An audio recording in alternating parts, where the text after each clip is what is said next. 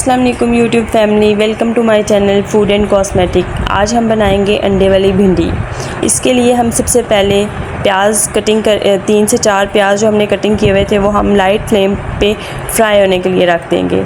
ये देखिए हमारे पास प्याज फ्राई हो रहे हैं। जब प्याज़ों का रंग चेंज हो जाएगा तो हम इसके अंदर जो हमने लहसुन कटिंग किया हुआ था, चॉप किया हुआ था, वो हम इसके अंदर डाल के अच्छे से मिक्सअप कर लेंगे। साथ साथ हम चम्मच हिलाते रहेंगे जैसा कि हम हिला रहे हैं।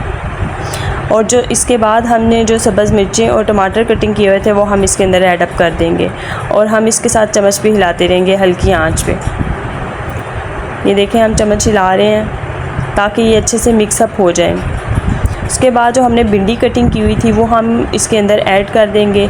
ये देखें हमने भिंडी ऐड कर दी है। हल्के हल्के हाथों से हम भिंडी को मसाले के अंदर मिक्सअप कर लेंगे।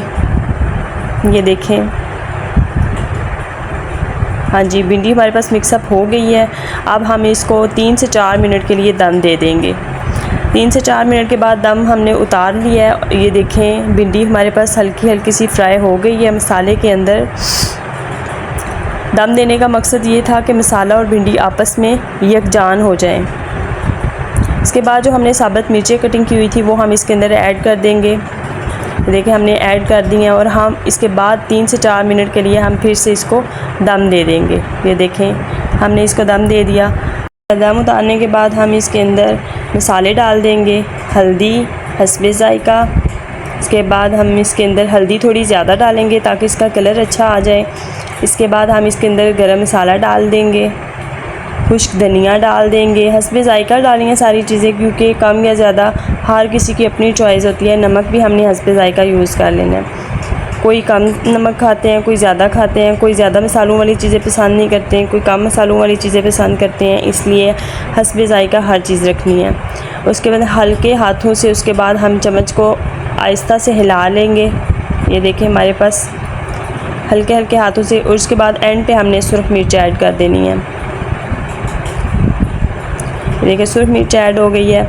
अब हम इसको हाथों से हिलाएंगे ताकि भिंडी घुले ना। उसके बाद हम 2 अदद अंडे हम फेंट के नहीं, हम वैसे साबुत अंडे हम इसके अंदर डालेंगे।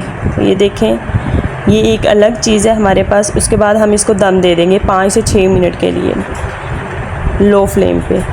दम उतार के हम इसको हल्के हल्के हाथों से चम्मच के साथ हम अंडों को अच्छे से सारी भिंडी के अंदर मिक्सअप कर लेंगे। हल्के हल्के हाथों से चम्मच हिलाना है ताकि भिंडी मिक्सअप ना हो, भिंडी घुल ना जाए, उसकी शेप ख़राब ना हो। 3 से 4 मिनट के लिए हम इसको हल्के हल्के हाथों से हिलाते रहेंगे। उसके बाद हम इसको दम दे देंगे। और दम, ये देखें दम खुला तो कितनी खूबसूरत इसकी शेप बन गई है। बहुत बहुत मज़े की, इसकी देखने में ही बहुत बहुत मज़े की लग रही है। खाएंगे तो और ज़्यादा मज़े की लगेगी।